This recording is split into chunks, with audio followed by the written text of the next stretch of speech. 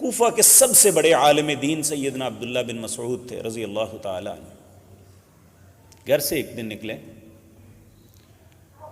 ایک شخص نے کھڑا کر دیا آپ کو، کہنے لگا شیخ ایک بات کرنی ہے آپ سے۔ آپ نے فرمایا کرو۔ یہ جو آپ کا پڑوسی ہے نا، یہ اپنے بیٹھک میں بیٹھ کے شراب پیتا ہے۔ آپ نے فرمایا اس کے ساتھ پیتے ہو؟ کہ نہیں، میں نے کھڑکی سے دیکھا تھا۔ آپ نے فرمایا کس نے حق دیا تھا اس کو دیکھو؟ کیوں دیکھا اسے تو نے؟ جب تک اللہ نے پردہ ڈالا ہے تو ڈالا رہنے دو، جب اللہ ننگا کرے گا اسے خود ہی پتہ چل جائے گا۔